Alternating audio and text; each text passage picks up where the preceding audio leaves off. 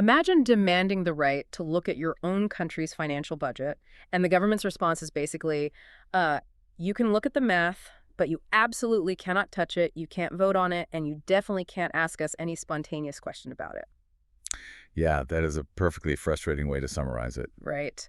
So today, we're doing a deep dive into the early national movement.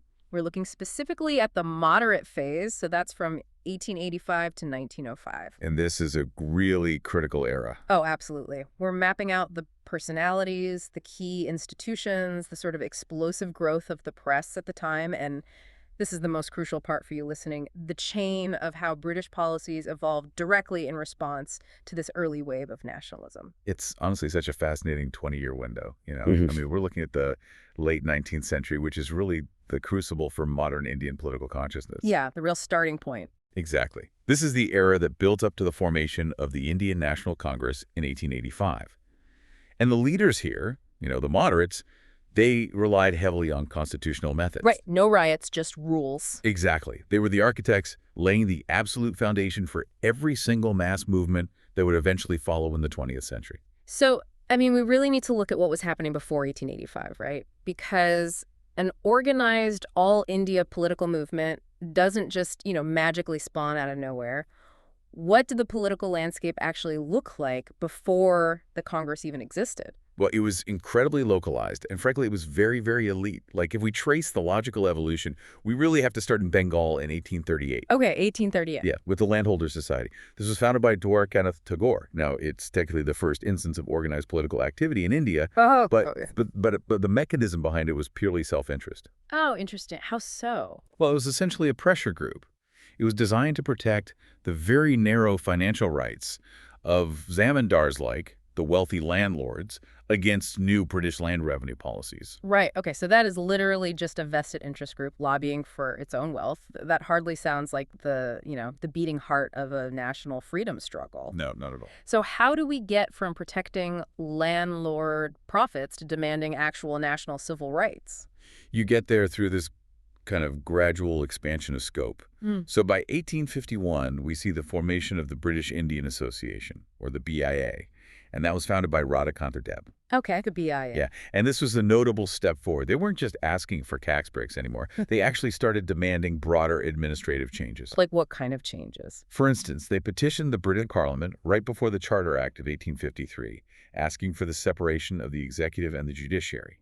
They even floated the idea of a separate popular legislature. Wow, okay, so that's a big leap. But, I mean, if you're a young, educated, fired-up Indian student in the 1870s, you're probably looking at these older, wealthy guys in the BIA and thinking, this is moving at a glacial pace. Oh, 100%. And that is the exact tension that sparks the next phase. The younger generation felt utterly suffocated by this pro-landlord, very conservative nature of the BIA. They wanted real action. Right.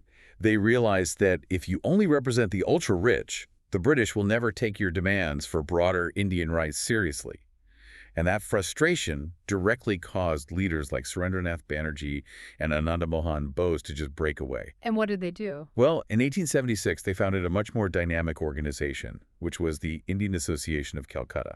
And they didn't just sit around writing polite letters, right? I mean, they immediately picked a fight over a massive issue regarding the civil service. Can you break down the mechanics of what the British were actually doing with that exam? Yeah, it was one of the most blatant forms of administrative gatekeeping.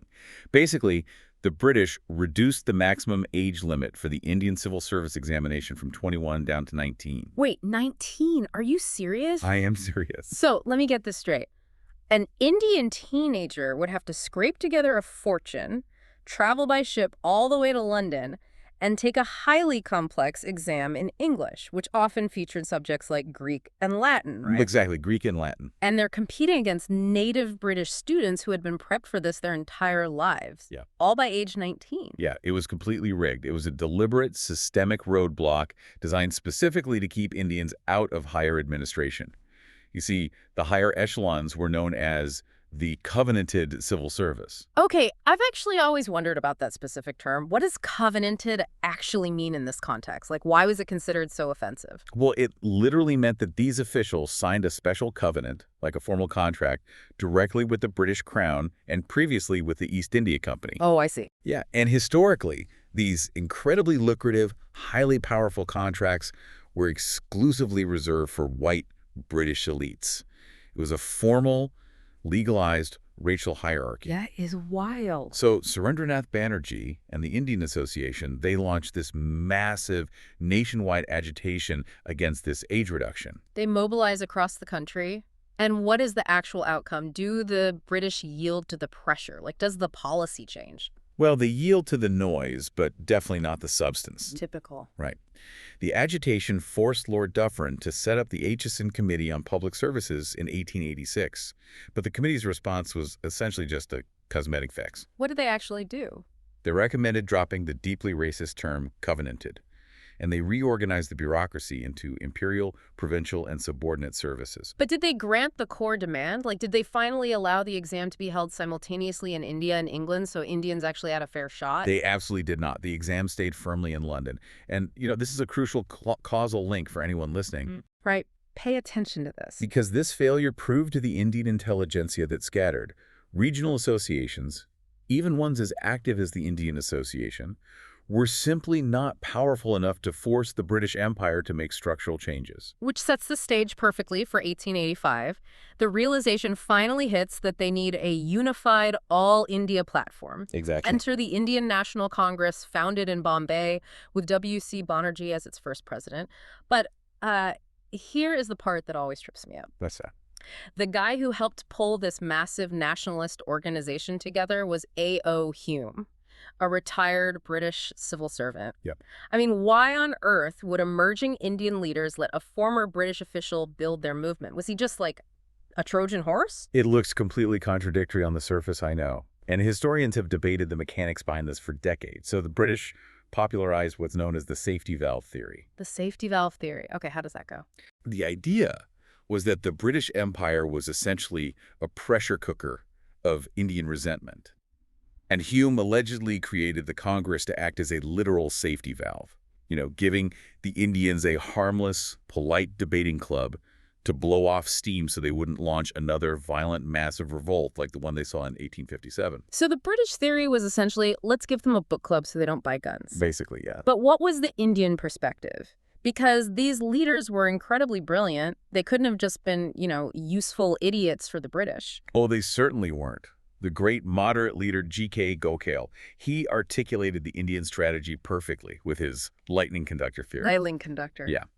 Gokhale had pointed out that early Indian leaders were highly aware of how paranoid the British state was. Right.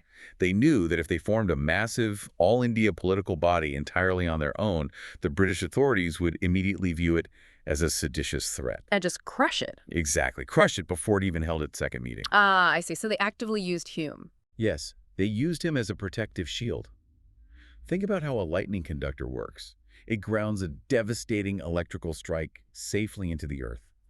By putting a white, former British official at the helm, they safely grounded British paranoia. That is so smart. The authorities looked at the Congress and thought, well, Hume is running it, so it must be loyal and harmless. It was just a brilliant piece of political camouflage. That completely flips the narrative. I love that. And so while they were using that camouflage, what were their actual methods? Well, the moderates relied on the 3 Ps, prayer, petition, and protest. Okay, but to modern ears, that sounds incredibly weak. It does, but you really have to understand their psychology at the time. They were operating within the strict confines of the law because they fundamentally believed in the British sense of justice. Wait, they actually thought the British wanted to be fair? They did. They thought the exploitation of India was just an anomaly, an administrative error. And they believed that if they simply articulated their grievances clearly and logically, the British Parliament would, correct the course. Let's talk about the people actually doing that, articulating. How did these heavyweight personalities divide the labor? Because they weren't all just doing the exact same thing, right? No, it was a very sophisticated division of labor. Let's look at Dadabhai Naoroji, for example. Yeah. He's often called the grand old man of India. Right. He realized a crucial mechanism of empire. The policies destroying India weren't actually being written in Calcutta. They were being written in London. So in 1866, he founded the East India Association right in the heart of London. Taking the fight to their doorstep. Exactly. His goal was to directly influence British public opinion and British politicians. And how did he try to persuade them? Like, what was his main argument? His monumental contribution was the drain theory. Ah, the drain theory. Yeah, Nauroji was a pioneer in quantifying the economic exploitation of India. He painstakingly analyzed trade data to prove that British rule wasn't modernizing India's economy at all. It was doing the opposite. Right. He argued it operated like a giant sponge, literally soaking up the wealth from the banks of the Ganges and systematically squeezing it out over the banks of the Thames.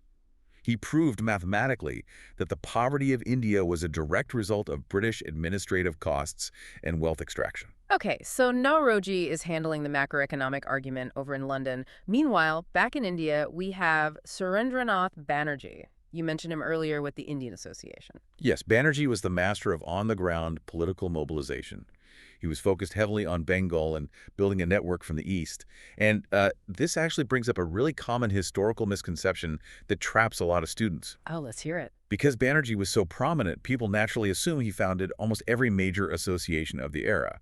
But he did not found the Madras Mahajana Sabha. Right, because the Madras Mahajana Sabha was a completely different geographical hub. Exactly. That was founded in the South in 1884 by leaders like M. Veera Gavachari, G. Subramanian Iyer, and P. Anandacharlu. Banerjee's territory was strictly the Indian Association. Okay, so while Banerjee is out there firing up the crowds and mobilizing the masses, who is handling the actual, legislative trench warfare? That would be G.K. Gokhale. Gokhale was the quintessential moderate. He was deeply focused on grinding out legislative work and the moral elevation of the movement itself. What did that look like in practice? Well, he realized that to fight a bureaucracy, you essentially need bureaucrats of your own. So in 1905, he founded the Servants of India Society. His aim was to create this dedicated, rigorously trained cadre of national missionaries who would just selflessly serve the country's development. And rounding out this core group of strategists is M.G. Ranade. What was his specific mechanism for change? Justice Ranade was a total pillar of institutional work in Western India. He was the key intellectual force behind the Pune Sarvajanik Sabha, which was founded in 1870. And what did the Sabha actually do? Their specific objective was to act as a bureaucratic bridge. They synthesized the chaotic grievances of the peasant class and translated them into formal constitutional petitions that the British government could actually process. Okay, so we have these brilliant elite figures holding closed-door meetings, analyzing trade data, drafting complex legal petitions, but how does the guy on the street know what's happening? That is the big question. Right. Like, how do you take a highly technical debate in a Calcutta town hall and turn it into unified public opinion across an entire subcontinent? You do it through the printing press. What is so often overlooked about this era is the absolute explosion of journalism. The late 19th century saw a massive boom in the vernacular in the English press. Really? Yeah. And many of these moderate leaders weren't just politicians. They were distinguished, fearless journalists. In a country that had no actual parliament, the press acted as the only real opposition party. That makes total sense. Let's map out who was running these critical journals, because this is where the ideas actually met the people. Okay, so in the South, G. Subramania Iyer was monumental. He founded the Hindu in English, and he also founded the Swad Samitran in Tamil, which was crucial for reaching the vernacular audience. And what about our master mobilizer, Surendranath Banerjee? He fiercely edited a paper called the Bengali. Then there's the Indian Mirror. Right. The Indian Mirror is historically significant because it was the first Indian-owned English daily newspaper. It was owned by Devendranath Tagore, with N.N. Sen acting as the editor. Finally, let's talk about Maharashtra, which brings us to a massive figure, B.G. Tilak.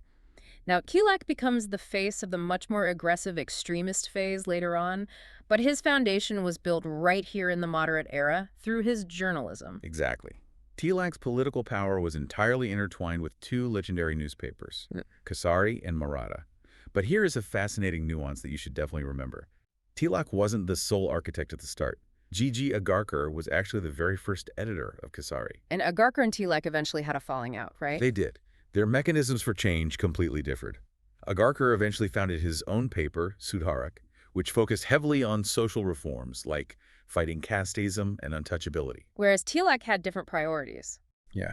Tilak strongly believed that political independence had to come first, and social reform could wait until after they had power. Now, these journalists were not just sitting in comfortable, safe offices writing think pieces. They were putting their physical freedom on the line to educate the public. I want to highlight an amazing detail from the sources. Surendranath Banerjee was actually the first Indian journalist to be imprisoned. Oh, yes, 1883. Right, in 1883, he was locked up for heavily criticizing a judge of the Calcutta High Court in an editorial in the Bengali. And that perfectly illustrates the central tension of the moderate era. I mean, the moderates were attempting to use the British legal framework to demand constitutional rights, while the British were simultaneously using that exact same legal framework to legally suppress them. Which naturally leads us to the absolute centerpiece of this entire era. The moderates spend years running these relentless press campaigns and passing unified resolutions at the Congress sessions. Their core rallying cry basically becomes no taxation without representation. And they finally forced the British to the table in 1892. But, I mean, did the British actually concede any real power? Or was the resulting Indian Councils Act of 1892 just another cosmetic fix to quiet the moderates down? Cosmetic fix is a very, very accurate way to describe it. The government realized they had to offer a concession to keep the moderates placated. So the 1892 Act did increase the number of non-official members in the legislative councils. Okay. And very significantly on paper, it introduced the principle of representation. Now, they carefully avoided the actual word election. Instead, universities, district boards, and chambers of commerce could, quote-unquote, recommend members.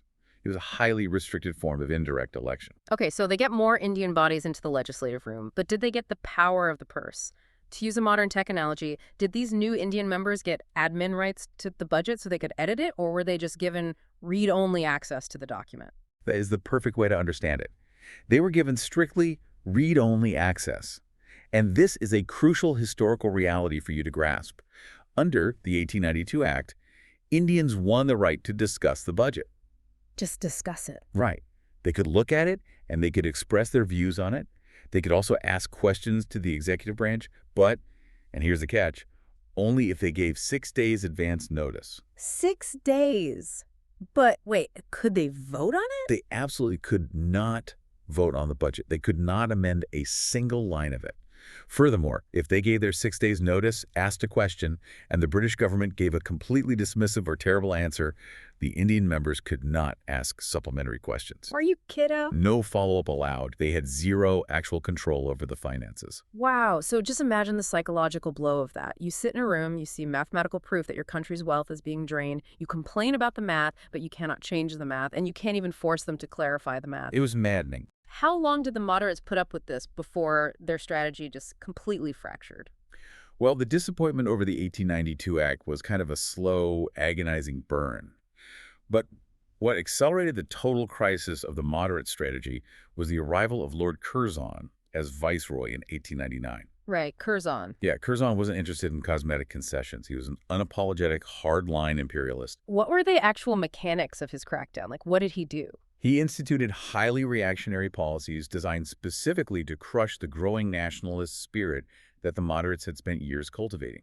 He passed the Official Secrets Act to stifle the investigative press. Of course. And he passed the Indian Universities Act to bring higher education under strict government control, basically because he saw universities as breeding grounds for political radicalism. So the era of play petitions was clearly dying. I mean, the younger generation was looking at the moderates and mocking their methods as political mendicancy, just, begging for crumbs from a viceroy who viewed them with total contempt. Exactly.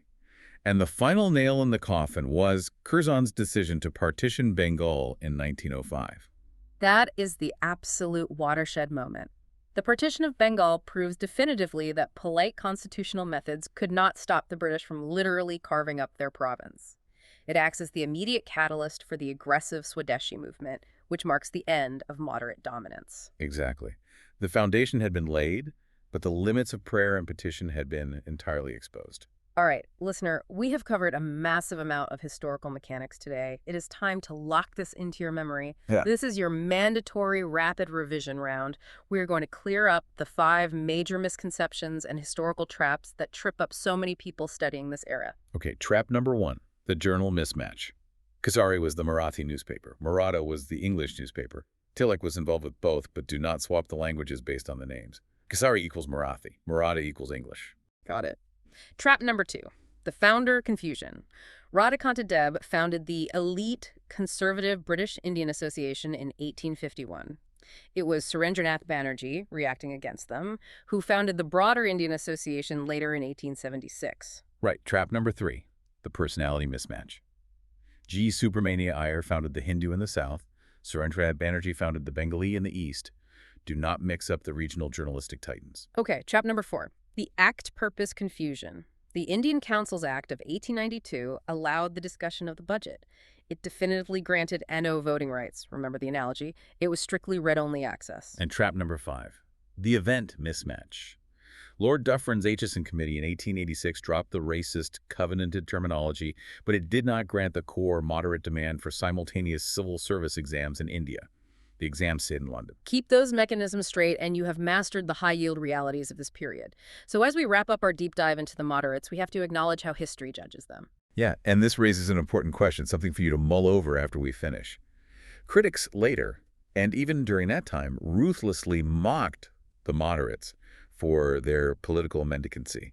They were laughed at for their elite backgrounds, their polite petitions, and their read-only victories. Right, they get a lot of flack. But consider this. Without the moderates meticulously laying the early bricks of civil rights, without them fighting for a free press when it meant going to a British jail, without Nairoji mathematically proving the economic drain, and without them teaching a vast, incredibly diverse subcontinent how to sit at a single table and make unified constitutional demands. Yeah. Without all of that, would the massive, aggressive, earth-shaking mass movements of the 20th century have had any foundation to stand on at all? That is a fascinating thought to leave on. Thanks for joining us for this deep dive, and we'll catch you next time.